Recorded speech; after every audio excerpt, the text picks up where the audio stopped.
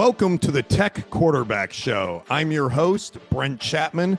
This is the show that gives you a front row seat inside the huddle with the people driving information, building teams, and keeping your business moving forward. Your technology quarterback.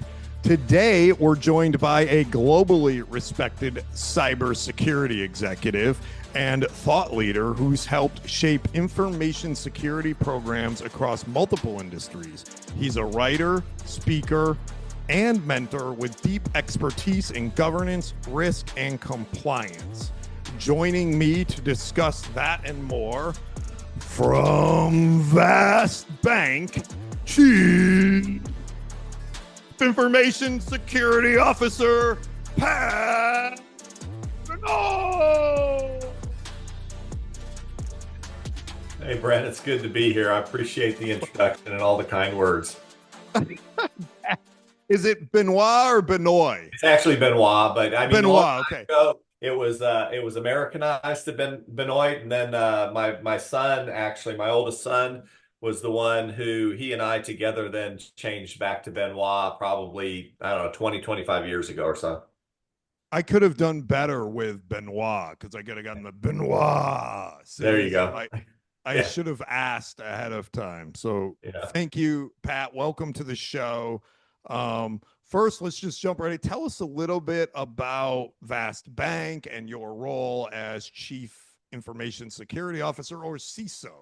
Yeah. So, I mean, banking is a different animal, and I'm really enjoying learning more and more about it. But yeah, Chief Information Security Officer. I also technically have the responsibility, although we're not changing titles or anything, as like a Chief Security Officer. So I have physical security too. And so it's the normal to do with everything surrounding cybersecurity, information security, data protection, all those kinds of things. Plus add in, badging, cameras, guards, and so forth for the banks themselves and all the procedures that go with all that. Data center security, if you have physical data. We don't have, the good news is, and this is one thing I really liked about the company, is we don't have a data center. We outsource virtually everything that we do. So it's a very MSP oriented kind of scenario. Awesome. So somebody else has that responsibility. I just have the responsibility for assessing them and ensuring compliance from a third-party risk point of view. Thank you, Pat, for that intro. And I agree with you on that. You know, it's in the modern day, it's more the physical data centers are not obviously as prevalent, and it's a lot easier as a CIO, and in your case, a CISO, to have cloud hosted and managed by a MSP. Pat, before we get into your career in cybersecurity, I'd like to talk about an athlete's mindset. Something very interesting about you is you were a competitive swimmer for, I think, 20 years. So tell us about that journey and how it has impacted you as an executive leader. Sure. Yeah, I mean, the athletic mindset is something that I think everybody needs a touch of experience in, whether it be just a short time or a long time. What I found, I started swimming competitively when I was 5 years old, swam Tennessee State competition and at 5 years old with a swim team, 5, 6 years old. And then continued through that, qualified junior nationals when I was 11 and 12, and Texas State, Texas age group championships in the early teen years and into early high school. Swam competitively in high school and all that. And then once I got done, when I went in the military, they found out I knew how to swim. So the drill sergeants excitedly made me the swimmer for their intramural sports teams that they had, platoon against platoon, because awesome. Being a competitive swimmer, I could go out there and basically dog paddle and outswim most people in the pool. So that was a free win for them. But that mindset is the mindset of persevering through the hard work that's involved. There were many times where I was swimming 6 days a week, 4 hours a day. Wow. And with that also, and even as I swam masters after I'd been in the military, gotten out, come back to civilian life and things like that, I swam master's programs for, I don't know, 10 or 20 years. And there was time, even over the age of 40, where I was swimming, at least 2 hours a morning, 6 days a week, and getting in 4 miles in the pool. And so, it's that kind of drive and perseverance because as you know, if you've read the books regarding that repetition and that practice, it's, minimum 10,000 hours of time before you become, even decent at anything. So there's that perseverance mindset. But the second thing is too, although swimming has a lot of individual component to it, I got significant exposure to the team component too, because you swim relays. You have three other people that are dependent on you. There's a team scoring component. So I can remember in high But school training being also is a team, correct? It's not yes, just, yeah, yeah. that's Yeah, the it thing. scores of the relay swim as a team, and then the scoring in swim meets is based on team scoring too. So I can remember in Texas, like Texas State age group championships back then, our whole team from El Paso at that time was in the pool at the beginning of the meet, right after the warm up, just before they started the official meet, and we would all collect, 100 of us in the shallow end of the pool and slapping our hands on the water to the beat of "We Are the Champions," and That's singing out awesome. loud. And it's that whole concept of confidence, cockiness bordering confidence, if you will. But that whole mindset of getting there. The last aspect I'd mention too is there's a visualization aspect that's overlooked with most athletes. Most athletes do this, but nobody talks about it very much. Every day before a swim meet, before I swam any event, the night before, I had sat down and visualized that entire event, exactly how it was going to go. That's Gun really, goes off, et cetera, flip turns, swimming, how I felt, how I breathed, the whole thing. Boom, touch the wall. I'm the winner. See the time on the wall that I'm expecting because it's always swimming against your own times. So that visualization aspect is something that goes well in the business world. and do you like, I do this as well, so I'm sure you've taken that, taken a lot of that training and preparation and techniques that you use in a competitive sport and apply those to how you behave as a leader and executive. For example, the visualizing. I don't know Mhm. about you, but when I'm going to a board meeting or a town hall or a team meeting or any sort of Exactly. important sort of conversation, I'm practicing that. I'm playing that out. Do you do the same thing? Oh, absolutely. And that's where you take the time as a business leader to look for the questions you're going to be asked that you may not have prepared for, so that you can prepare for those questions in advance. Yeah, that's a critical aspect to it.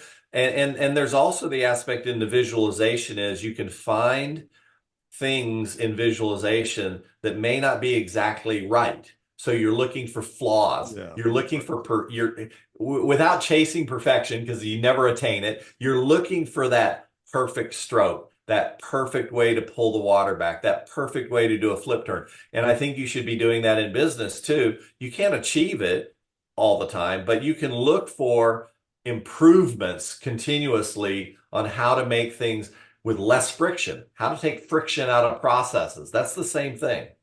So you brought it up about your military service. Let's dive into that a little bit. You served nearly 6 years in the Army as both an enlisted soldier and a commissioned officer before transitioning into technology. That's a journey not a ton of people make. What lessons from your time in the military have carried over into your approach to both leadership and cybersecurity? And tell us a little bit about that military journey. Yeah, so that's a good and a bad also to some degree in that you develop this idea of discipline, you develop the idea of structure, you significantly learn the leadership style and the concepts of command and control. Now, that's great in emergency situations and stuff, but nowadays we know better and we know that command and control is not the optimum leadership style in most situations. We want to do trust and inspire instead. Yeah. But still, I knew that before all the new leadership styles became a thing, and so that was important. You again, you learn, you add on top of that perseverance and that getting through hard times. When your wife's getting ready to have a baby and you have to go out in the field for 3 weeks or 4 weeks or whatever, you deal with it. I mean, you do what you got to do because mission comes first. Now, obviously in business, we can realign our priorities a little bit, but we still have that concept, that code that says we got to accomplish the mission. And whatever we do, we got to accomplish the mission. And ultimately, the mission is to make the business money if it's a for-profit business or whatever else the case is. So those were significant lessons. I learned the lesson of also how to deal with different layers of leadership because it's obviously a very structured leadership, hierarchical leadership. And so you have to learn how to deal with those different leader levels. And so that was a very important aspect too.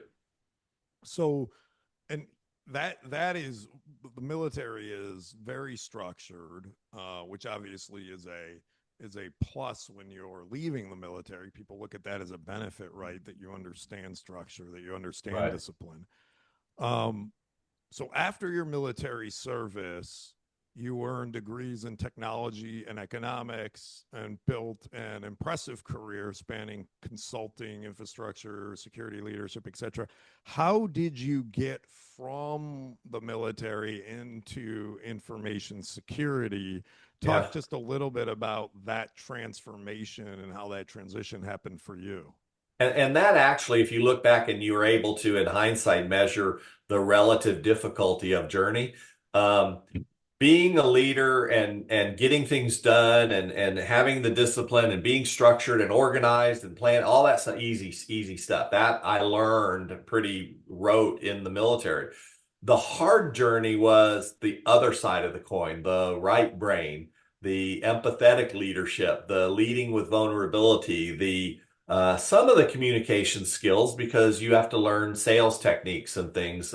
And that's where I think so many leaders nowadays fall down, is they don't put enough emphasis on the soft skills. We still have CISOs out there that are chasing knowing everything there is to know about threat intelligence and this tool and that tool, when what's really going to aid them is knowing everything you can possibly know about human behavior and relationships and conflict resolution and communication and neuro-linguistic programming and empathy and all those things that are soft skills that are most important. And that was the hardest thing to learn over the years. And that was the thing I got tripped up on most over the years. You open your mouth the wrong way when you're not supposed to. That's right. You bow up, or you argue a little too much about something to your detriment and things like that. But yes, I transitioned first into a defense contractor role. So I learned programming, requirements analysis and program analysis and coding and testing and all that stuff with a defense contractor. So I still had that at least one level removed from the military. Writing radar systems for the military. So that was good. But then I figured out, and actually it came pretty soon after that. Where was the transition into information security? That comes years later, because I did IT forever and ever and ever. I mean, infrastructure, right? Like I did infrastructure. I did. We were at Pro Systems together, correct? Yeah, I did software development years before that too. Okay. And I actually did entrepreneurial. So I had a company with a business partner, and we did consulting service in software development and implementation and stuff. So years later, though, it occurred to me, this probably came from my economics background, which the short story, when I was studying economics, I was in computer science. I was doing my master's in computer science, and I was sitting in a data communications class, and we were calculating the relative throughput of data through different media, different cables. And we're using, Poisson probability theory and all this ridiculous math. And apparently, again, soft skills, I forgot to use my inside voice. And the first thing I remember is the professor standing up and angrily saying, "What did you mean by that?" And I look up and he's looking at me and I'm looking around and he goes, "Yeah, you." I said, "What?" He goes, "Well, you just said, why the hell do I care?" And so, inside voice, I forgot. And I said, "Well, to be frank, if I buy a cable and it says it's going to transmit data at a certain speed and it feels slow when I plug it in and I put a sniffer on it and it's not transmitting at that speed, I'm going to package it back up, send it back to the sales guy and cancel payment on the check." And he said, "So why do I have to calculate this?" And he said, "Yeah, you probably should transfer to school of business." So, so I did, and that became economics, which is the science of business. But years later, I figured out if you look economically at the pool of people that are moving forward to be a CIO, you have, I'm going to use make up numbers, but 100 people that want to be a CIO in one position at a company. Yeah. Well, you also have one position at a company that became the CISO role in the last 10 or 15 That's years. I mean, correct. really, it became prevalent. But Yeah, you've only got 20 people that's correct. trying to get that one position. So, supply and demand is pretty clear at that Or point. in my case, they said we don't want to pay for that position, so you get to be both. And that's okay, but the economics were there, supply and demand was there, and so I said, well, I had already owned cyber and information security as basically a CIO, a VP Yeah, IT and stuff like that for years. yeah. And so it became, well, why don't I just do the stuff I need to do to focus on it so that I can then become expert in that area? And that wasn't, frankly, until about 14, 15 time frame. So about 10 years ago. Wow. So yeah, so but your whole career sort of leading up to that obviously had cyber experience until you decided Yeah. to Yeah, I always owned specialize it. in I that. just never focused on it. Yeah. When we were working together at Perot, say 10 plus, well, that was more than 10, 15 years ago.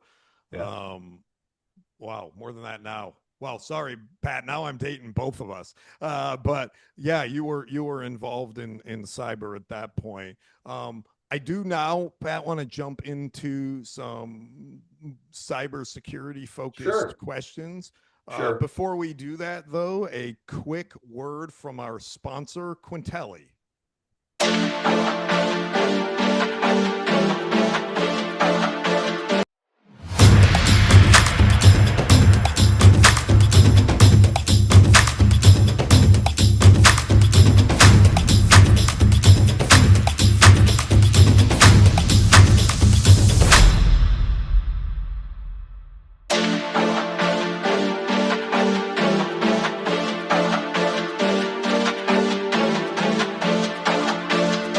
Welcome back. If you're just joining us, we're here with Pat Benoit, Chief Information Security Officer at Vast Bank. We just got done talking with Pat about his military background and how he was a competitive swimmer and how he got into information security.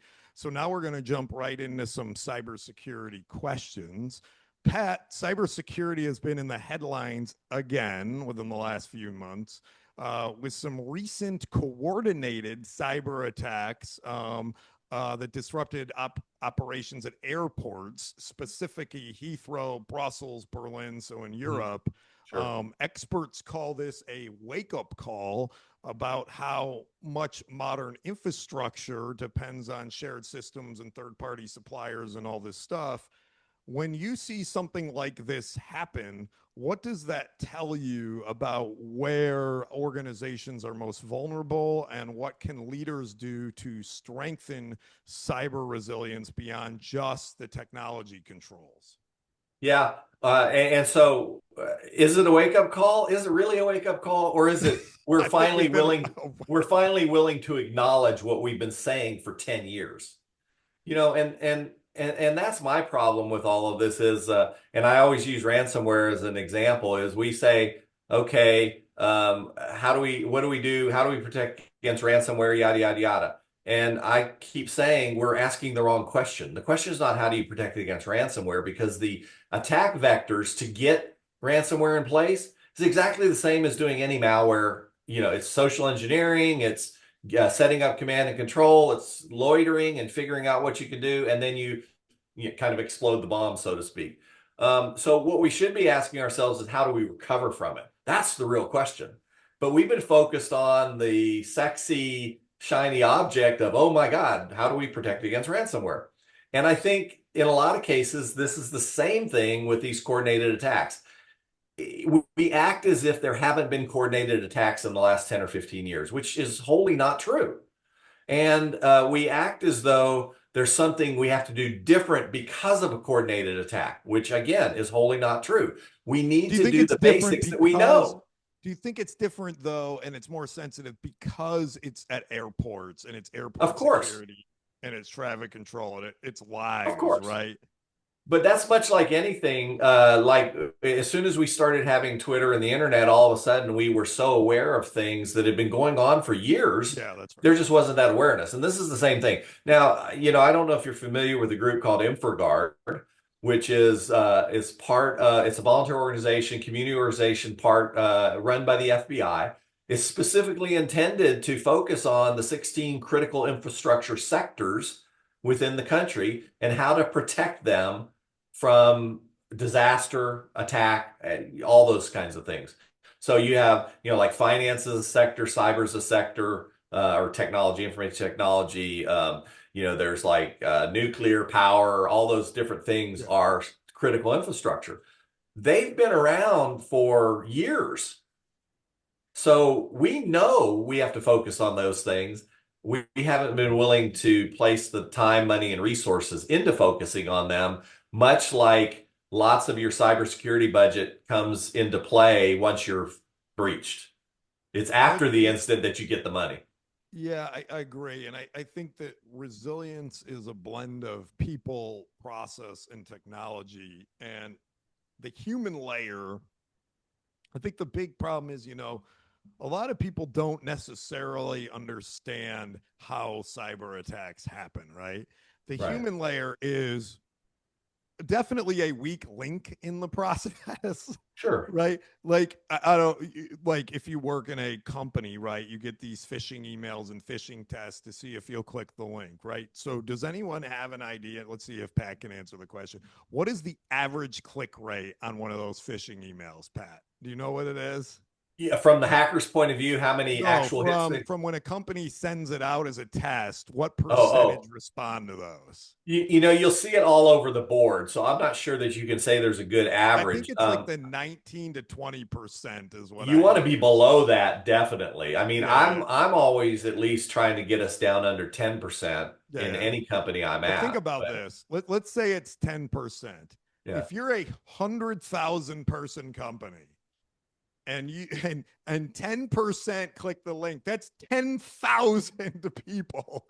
right. So you can't rely on the humans. You have to have multiple lines of defense. And Yeah. I think that's a part that is Yeah, that's why sometimes it's all about layered defense. And that's why this is true. NIST puts out that model that is a layered defense This is model. correct. I still, in every place I've gone or talked to, if we focused on identity first, then that's the biggest chunk of the battle. If they can't get privileged credentials, if they can't get any credentials and they can't get privileged credentials, that really limits where they can go.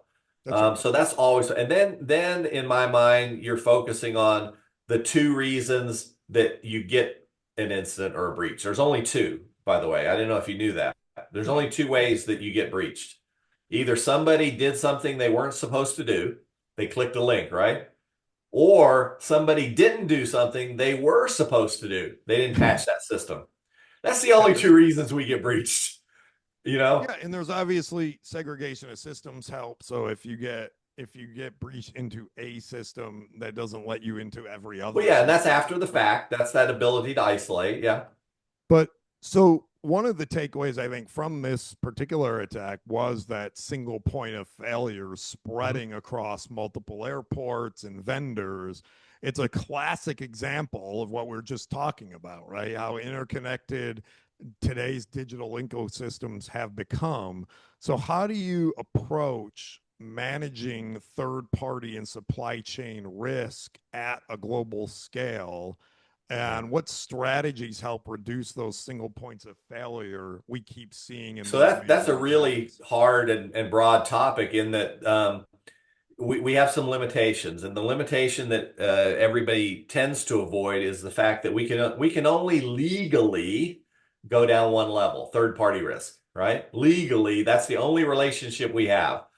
Now, we would love to be able to go further, but where does it end? Fourth, fifth, sixth, seventh party risk? You can't get there. It's a slippery slope. So what you have to do is impose sufficient compliance requirements and assessment requirements on your third parties so that you have a level of trust and you've mitigated as much risk as you can, that they're doing the same things you're doing to make sure that they're safe. And hopefully they're making sure their parties are doing it and so on and so forth. But it's a big trust system there. And I think that's why if you could do that perfectly, then we probably wouldn't have as much need to be able to isolate quickly, because that's where our biggest isolation problem comes, is when a third party comes in and all of a sudden they run east west across our entire network because they've gotten in somehow. So if we had a higher level of assurance, maybe we wouldn't have to be quite so rigid on the protection side of things. I don't think that's how ever does realistically going to happen, but how does monitoring and security around that help that problem at all? Does that, well, if yeah, you're that's aware simply of all that's the simply the access, speedometer. That's the speedometer example of, how do I know I'm going to get pulled over? I look at the speedometer and I'm 30 miles over the speed limit. Yeah, I'm probably going to get pulled over. There's a good chance the odds go up significantly. So if I'm looking for things, the odds of me finding a problem are much greater. If I never look for a problem, there's never going to be one. Now, you got to be careful on the flip side that you're not creating problems because you're looking for problems that may or may not exist. So there's a balance that has to what do you exist mean there. by that? Explain that. So Give me an example you can of embed creating a monitoring. problem. Yeah, you can embed monitoring so much that you create so much friction in your system that it actually creates as many problems as you're probably catching. So you got to be careful about noise. That's really all we're talking about, is noise and friction. You don't want your monitoring to be so intrusive that it creates system delays or latency or false positives that are causing people to run around chasing things that don't exist. And when you say noise, so people understand, you mean the monitoring finds things that aren't important, but it distracts from the things that are important. Yeah, and if we look at that from a risk point of view, which everything we do is from a risk point of view, we have the basic 5 by 5 risk analysis that says how big an impact is if it breaks, 1 to 5 up here, and how often does it happen, 1 to 5 down here. Well, if you get a message every minute that says, here's a problem, here's a problem, here's a problem, here's a problem, Yeah, and you look at that message and it's really not a problem, that's still really a low risk as far as things go. that's right. But it takes up so much resource to deal with that. So you deal with it to limit the resource it's eating. So great, great observation there, Pat, and I completely agree with you. So the experts weighing in on these airport attacks emphasized zero trust, verifying every connection, every user, every device as the foundation for protecting critical infrastructure. Yeah. What's your perspective, and then I'll give you mine, on zero trust architecture, and how realistic is it for large global organizations to implement that at scale? Well, and see that's the misnomer, is zero trust is not a Why that. don't you actually define zero Yeah. trust for Zero everyone who trust listens? is a philosophy, an approach to protecting your systems. It's not something you plug in and it does everything for you. It's a thought process. And really it was stolen, in my opinion. I'll get emails about this, but in my opinion, it was 1982 Ronald Reagan Trust and Verify. You know, that's all it is. And so if somebody wants to come into my system, I'm not going to let them, no matter how close I think they are, unless I go through the verification process again. That's why we had to get away from this idea of perimeter security, because we were only checking them once they came in, not while they were inside the gates. And we had to go to the idea of endpoint security. And so now, if you move from one endpoint to another, or one application to another, or one data set to another, odds are you're going to get challenged again. And you should. Do you really have access to this? And when we talk about access, we always think about, we authenticate, are you who you say you are? Do we have a good identity of you? And then, are you authorized? Are you allowed to use this asset? Where we run into a lot of problems is companies have not matured enough. I haven't seen one yet, matured enough to really know where all their assets are, have them all classified, have them all laid out so that we know that we can do, role-based or whatever access to those. So then that's the holes in zero trust. It's not a hole in zero trust. The concept's the same, but it's a hole in implementing it because we don't do the basics very well yet. I think it's one of these things that, world peace, right? It's like, come on. You know the cost to implement a zero trust, and then having to explain that to a board or somebody that's putting that investment into it. I think there's more of a hybrid approach, right, where you can be more selective, but it is definitely, I think the most important thing Pat said there for people to get is it's a journey, not a switch. Right, right, It right. is not something that you just plug in and go zero trust, bloop. No, it is and you have to have very strong asset management and very strong understanding of your environment, and be very strong process oriented in order to implement this in a way that it provides a high level of Well, I defense. think it was an unfortunate choice of words for the name too. Zero trust implies an absolute, and Yeah, and that's it's not. just it's not realistic. And it'd The be like concept calling it makes perfect sense. trust. You don't trust every entrance point. There's no point where you let that pass through, and that makes sense in the description, but it definitely is um, And so an you should absolute. strive. You should strive for no open doors or windows. Yes, of No doors course. or windows that aren't secured so that you can walk in without checking. And if you're married to my wife, every night before you go to bed, you're not allowed to lay down until you walk around the house and check that all the doors are locked and all the windows are closed around the house. So Well, what your mine are all company needs monitored. So, is my wife monitoring your these information. well, that's performance review is what that is. That's Yeah, performance review because I have systems to monitor that for me. yeah. I am the system. It is a physical system that walks around the house. I get the But eye rolling all the time about the 80 devices I have on the network at the house. So, yeah, well, there you go. At least you don't have to get out of your bed. You can just yeah, check it on your phone. right. One last question before we wrap up, Pat. Since this show is called the Tech Quarterback Show, I ask every guest, who is your favorite quarterback, past or present, and why? So I would have to say only because the last time I really followed football enough to really care was the days of the Steelers dynasty. All And so right.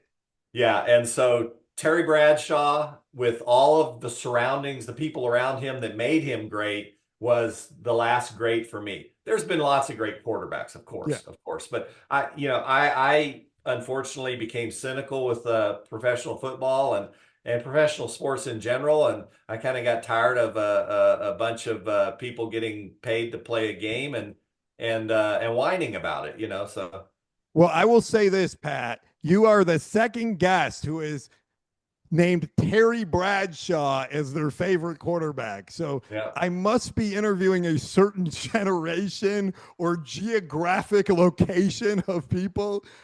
Terry Bradshaw's a great choice, right? Yeah. I think people really miss. It was in the days where it was run, run, run, it was hard defense. But to be successful, you still needed a quarterback that could manage the game. Now that's been a naughty word nowadays with a game manager, but Yeah. that's what Terry Bradshaw was, and he could make big plays when he needed to, and he had those weapons, Lynn Swan and Stallworth, and Yeah. he Yeah. had the guys outside of Franco Harris and the bruising Rocky running backs, Bleier. right? Yeah. So he is a fantastic choice. He is in the Hall of Fame where he And he belongs. just seems to be an all-around good guy too. There's no scandal of significance that has surrounded him. And to be fair, he's still in the industry today. Like, Exactly. is he As an still doing analyst the and morning shows broadcaster. on Yeah. Sunday? Yeah. Yeah, it's incredible. So he has found he wasn't just a great player, he was a great personality for the sport Yes. for Yes. 50 years. And Great a choice. lot of that is taking to Pittsburgh the apparently what appears to be Southern charm. He's like a good old boy He Southern is. quarterback. He really is. Pat, thank you so much for joining us today and sharing your journey from your time in the Army as a competitive swimmer to leading global cybersecurity strategy at some of the world's largest organizations. Your perspective on resilience, leadership in the evolving world of information security was awesome. And I know our listeners will take a lot away from the conversation. And to our audience, thanks for tuning in, and be sure to subscribe, share your feedback, and join us next time. Until then, I'm Brent Chapman, and this has been the Tech Quarterback Show. Thank you, Brad. I'm humbled and honored to have been here. Thank you, Pat. Have a great one. You too.